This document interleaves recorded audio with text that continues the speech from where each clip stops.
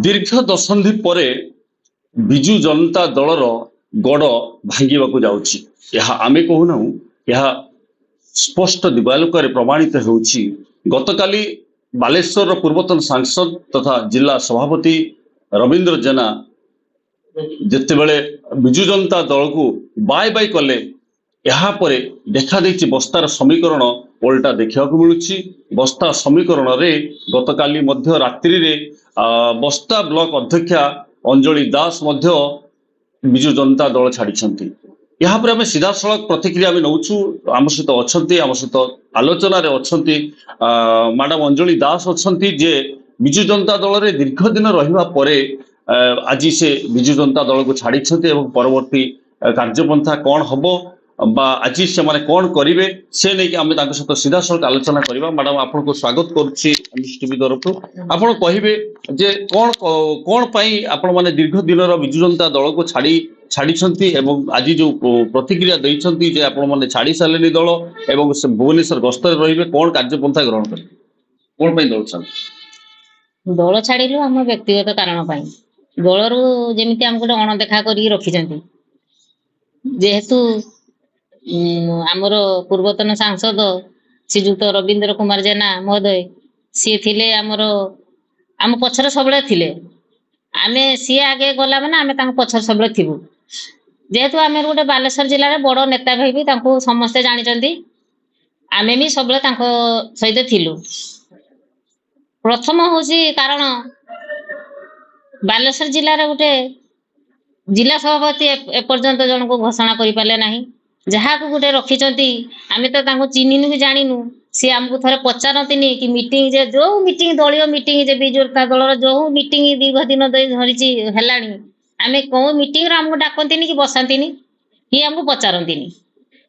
ସେଇଥିପାଇଁ ଆମେ ଗୋଟେ ଭାବିଲୁ ଯେ ଆମକୁ ଗୋଟେ ଦଳର ଅଣଦେଖା କରିଦଉଛନ୍ତି, ଆମକୁ ପଚାରୁନାହାନ୍ତି। ଯିଏ ଆମକୁ ପଚାରୁଥିଲେ ଶ୍ରୀଯୁକ୍ତ ରବୀନ୍ଦ୍ର କୁମାର ଜେନା, ସିଏ ଆମକୁ ସବୁବେଳେ ଯୋଉଠି ମିଟିଂ ହଉ ଯାହା ହଉ ସିଏ କିଛି ପଦବୀରେ ନ ରହିବି ଆମ ସମସ୍ୟାର ସମାଧାନ କରୁଥିଲେ, ଆମକୁ ସବୁବେଳେ ଆଗକୁ ଛିଡ଼ା ପାଇଁ ଆଗ୍ରହ କରୁଥିଲେ। ଆଜି ସକାଳେ ସକାଳେ ପୂର୍ବତନ ଜିଲ୍ଲା ସଭାପତି ଯିଏ ଅଛନ୍ତି, ପୂର୍ବତନ ମନ୍ତ୍ରୀ ମଧ୍ୟ ସେ ରବି ଜେନାଙ୍କ ବିରୋଧରେ ବହୁତ ତଥ୍ୟ ସେ ସୋସିଆଲ ମିଡିଆରେ ପ୍ରଚାର କରୁଛନ୍ତି। ଚିଟଫଣ୍ଡର ଚୋରି କରିଥିବା, ଦଳକୁ ଲୁଟ୍ କରୁଥିବା ରବି ଜେନାଙ୍କ ଉପରେ ଆରୋପ ଲଗେଇଛନ୍ତି। ଆପଣ ସେଭଳି ବ୍ୟକ୍ତିକୁ କ'ଣ କହିବେ? ଏଇଟା ମିଛ କଥା, କିଛି ନାହିଁ। ଯଦି ସେ ଚିଟଫଣ୍ଡ ଥିଲେ କି ହଉଛି କିଛି ଇଏ ତାଙ୍କର ଥିଲା, କାହିଁ ସେ ଦୀର୍ଘ ଦିନ ହେଲା ତ ଦଳ ଆମର ତ ସରକାର ତ ହଉଛି ହେଲାନି, ଆମର ଆଜିକୁ 2 ବର୍ଷ ହେଲାନି, ପ୍ରାୟ ସରକାର ଚେଞ୍ଜ ହେଲାନି, ତା ଭିତରେ କିଛି କରିପାରିଥାନ୍ତେ ନା। କିନ୍ତୁ ସିଏ ସବୁ ଏବେ ହଉଛି ବହୁତ କଥା, ବହୁତ ଲୋକ ଆଲୋଚନା କରିବେ, ସେସବୁକୁ ଆମେ ବାଦ ଦେଇ କେମିତି ବାଲେଶ୍ୱର ଜିଲ୍ଲା ଗୋଟେ ଭଲ ଜିଲ୍ଲା ହବ। ବସ୍ତା ଆମର ବିଧାୟକ ଥିଲେ ଆମର ସୁଭାଷିନୀ ଜେନା, ଆମେ ସମସ୍ତେ ଶପଥ ନେଇଥିଲୁ କେମିତି ବସ୍ତା ବାଲିଆପାଳକୁ ଗୋଟେ ଆଦର୍ଶ ଜିଲ୍ଲା କି ଆଦର୍ଶ ବ୍ଲକ ଭାବେ ଗଢ଼ି ତୋଳିବା। ସେଟା ହେଇପାରିଲାନି, ବାଧା ଦେଲା।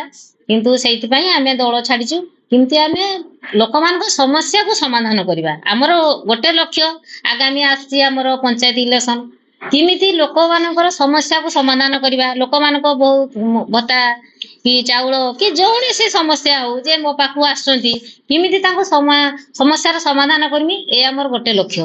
କେତେବେଳେ ଆପଣ ଯେତେବେଳେ 2024 ବର୍ଷ ସରକାର ଥିଲେ, ସେତେବେଳେ କେତେବେଳେ ଏଭଳି କିଛି ସମସ୍ୟା ଉପୁଜୁଥିଲା କି ଯେତେବେଳେ ରବୀନ୍ଦ୍ର ଜେନା କିମ୍ବା ନବୀନ ପଟ୍ଟନାୟକ କିମ୍ବା ଅନ୍ୟ ଯୋଉ ପଦାଧିକାରୀ ମାନେ ଅଛନ୍ତି ତାଙ୍କ ଭିତରେ କେତେବେଳେ ମତଭେଦ ସୃଷ୍ଟି ହଉଥିଲା କି? ନାଇଁ, କିଛି ହେଇନି। ସେତେବେଳେ ସାର୍ ଥିଲେ ରାକେଶ ଜେନା ସାର୍, ସେତେବେଳେ ଆମେ କିଛି ମତଭେଦ ଠିକ ମାନେ ସବୁ ଠିକ ଠାକ ଥିଲା, କିଛି ଅସୁବିଧା ନାହିଁ। ହଠାତ୍ କ'ଣ ରହିଲା ଯେ ମାନେ ପୂର୍ବତନ ମନ୍ତ୍ରୀ, ପୂର୍ବତନ ମୁଖ୍ୟମନ୍ତ୍ରୀ ମାନନୀୟ ନବୀନ ପଟ୍ଟନାୟକଙ୍କ ସହିତ ରବି ଜେନାଙ୍କର ଏଭଳି କ'ଣ ହେଲା ଯାହା ପାଇଁ ରବି ଜେନା ବାଧ୍ୟ ହେଲେ ଦଳ ଛାଡ଼ିବାକୁ? ତାଙ୍କର କିଛି ବ୍ୟକ୍ତିଗତ କଥା ଥିବ, ଆମେ ତ ସେ କଥାକୁ ଆଉ କିଛି ଜାଣିନୁ। ସେ ଯାହା ଥିବ ଆମକୁ ଆଲୋଚନା କଲା ପରେ ଆମେ ପଚାରିଲା ପରେ କ'ଣ କହିବେ, ତାପରେ ମୁଁ କହିବି କ'ଣ। ଆପଣ ଦଳ ଛାଡ଼ିଲେ, ଆପଣଙ୍କ ସହିତ କେତେ ଜଣ ସରପଞ୍ଚ ସମିତି ସଭ୍ୟ, କେତେ ଲୋକ ଛାଡ଼ିଛନ୍ତି ଦଳ? ପ୍ରାୟ ସମସ୍ତେ ଛାଡ଼ିଛନ୍ତି, ସବୁ ସରପଞ୍ଚ, ସମିତି ସଭ୍ୟ ଆଉ ଆମର ଦଳୀୟ କର୍ମୀ जेमानकु नेकी मते आशा जे माने आशा थिला मो ऊपर जे मानकर जे मु तांको समस्यार समाधान करमी से माने मो सहित जाउचंदी। बर्तमान बस्ता ब्लॉक टे मुरबी शून्य हो पड़ा विजु जनता दलर कौन भावुं कौन हम कोन हबो सेटा देखा जिवो। तेरे परवर्ती कार्यपंथा आप कौन रहा कौ दल को जीवा आशायी अच्छा किछि तो दल को जाइनु आमे देखिए आगामी दिन रे कोन जणा पड़े को दल को जीवा कोन करबा सेटा आपण माने जानि परिबे।